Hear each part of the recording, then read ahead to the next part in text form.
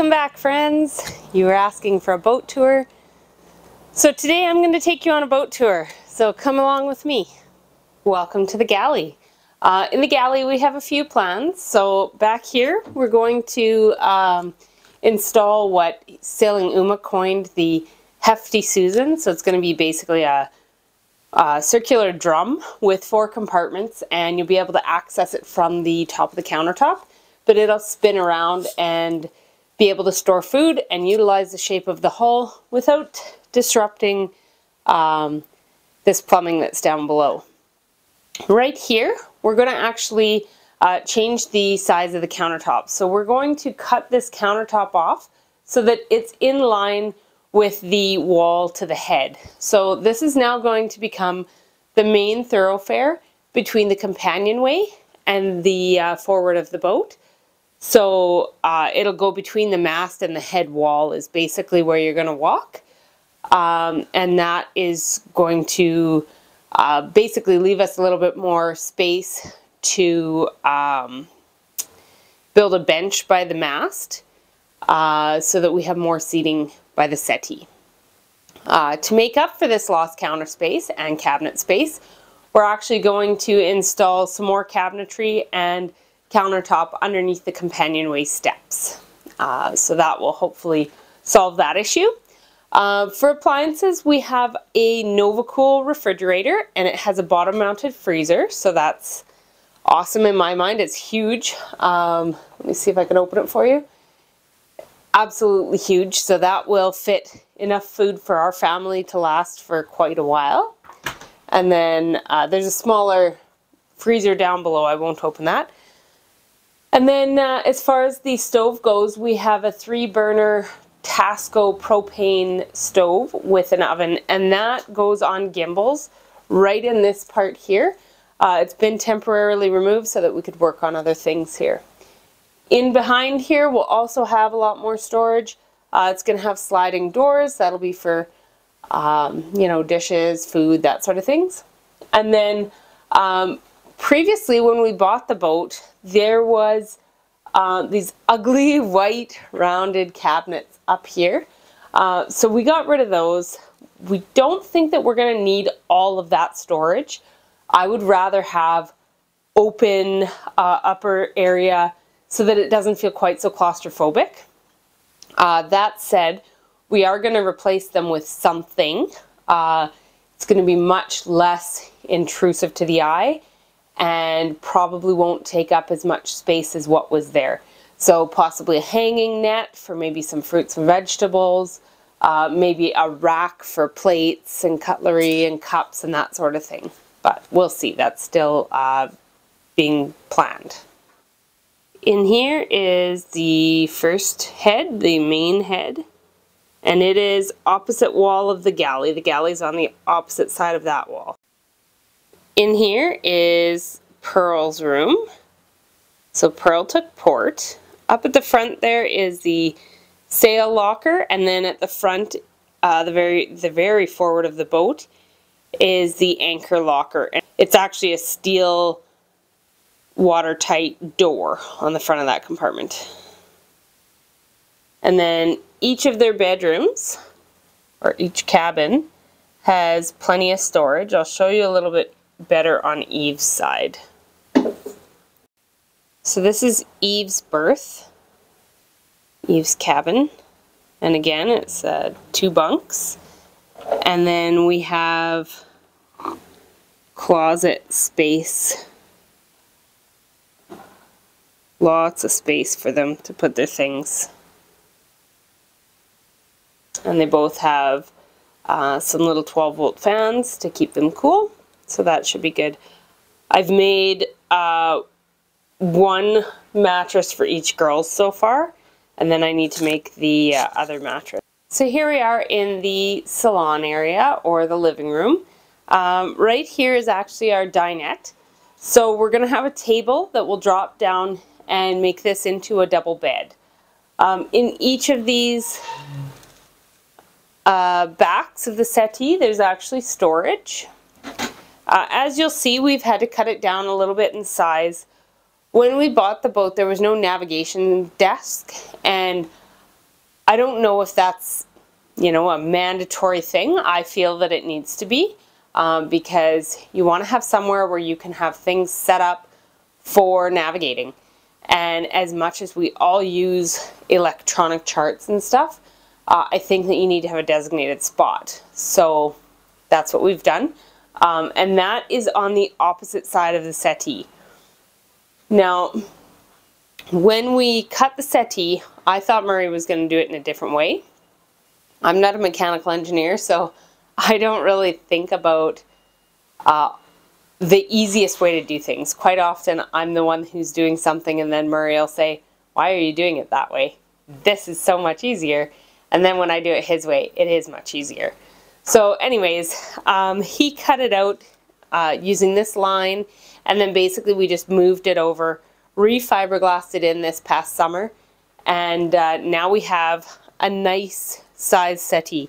So you could probably fit maybe 3 or 4 people around this side, and then the plan is to have a bench that I haven't decided if it's going to be movable, not movable, but something that potentially will sit this side of the mast, and basically it will be there as maybe extra fridge storage, extra cooler, extra freezer, something like that, and give you an extra seat so that you'll have people sitting around this side as well as around that side of the table. And again, we've got tons of storage, so that'll give us lots of places to put food and other things that you're going to need when you're on the boat. And the ceiling height in here is, I think, like 7 feet. So Murray will not have any issue standing up. I don't feel claustrophobic in here, which is key. Some of the boats that I have gone on, you really feel like you're really tight, and that's just not something that's going to be doable for me. But this to me feels quite open and very livable. So in here is where we're actually going to have our navigation desk. It's going to basically come as a wraparound here, and then we're going to have some kind of a stool or a chair that's going to be on a swivel, and will hopefully be something with a back so that you can swivel it out and then have a back on it. The plan is to have some drawers underneath here. We were lucky enough to acquire some free oak desks, solid oak desks, or at least the drawers were solid oak, from one of the hotels that was doing renovations in our area. So we're going to take free wood and we're going to turn it into our navigation desk. So I think that's great. The other thing that we're going to do with some of that wood is we're actually going to take the drawers out of, one desk will be here, and then one desk is actually going to go in the master cabin, and it's going to be pull-out drawers for underneath the bed, I believe. So through here is the walkway to the master cabin. This is also going to have tool storage on the one side, and then on the other side we're going to have a fold-down desk that will be able to sit here and work on things. It'll probably be the full length of this room, or almost. And basically that's just to give us a secondary working space. As far as tool storage goes, the plan is that between where the deck and hull join and the top of what would have been a bunk, we're just basically going to close that in, so we'll square it off, and we'll either have openable doors for cabinets, or we'll have some pull-outs for, you know, wrenches, what have you. That'll also give us a nice back for us to sit and do our work on. We didn't really feel that we needed another bunk because we have the settee, and we have, you know, there's already 2 double bunks in the front, and then we've got our aft cabin that's going to be a king-size bed. So this really wasn't something that we needed. Worst case scenario, it's still going to be about 2 feet wide, so you could potentially still have somebody sleep here. Not that it's going to be that comfortable, but it could still happen. This is the master cabin. So the plan here is basically to centralize the bed. I'm not a big fan of having to climb over somebody when I get out of bed. So they had this so that it was bed up to one side of the hull, and I don't like that. So basically this right here is our steering for our rudder. This can get cut down, so it'll get cut down probably to here, and then basically we're just going to centralize the bed. I think what we'll do is we'll keep the storage that's already been built, and basically it's just going to become one giant bed back here. I did see on the Blue Water 56 a nice aft cabin that had a little bit of floor space to step up on each side, so we still may do that. But overall, you know, we're going to try and mimic their design as much as possible. I saw that on the, I think it was the Passport 54, also had a very similar aft cabin to what the Blue Water 56 had. And the Hallberg Rassy 40C had a very nice aft cabin as well, but they only had the one side access for it. We have a head that's also going to be off of our master cabin. So we're still trying to figure out exactly how that master bathroom is going to look. But we did shrink the footprint of it quite a bit. After seeing the Blue Water 56, I'm not sure if we're going to shrink it as much as I had thought we would shrink it. But that's all to be determined. And, you know, everything with a boat, it's always got to be, you kind of have to go with the flow. You can't be super strict on this is what's going to happen, because sometimes it just doesn't work that way. Sometimes you try to design something one way and it doesn't work.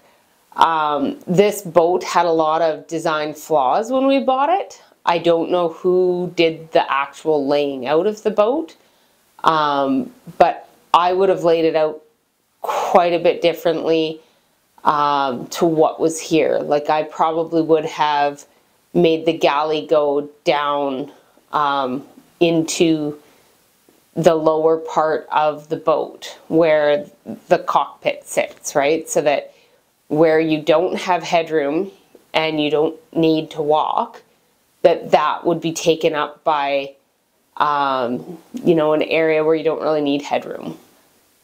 I probably would have put the bathrooms in slightly different locations, or I would have probably changed the cockpit slightly as well.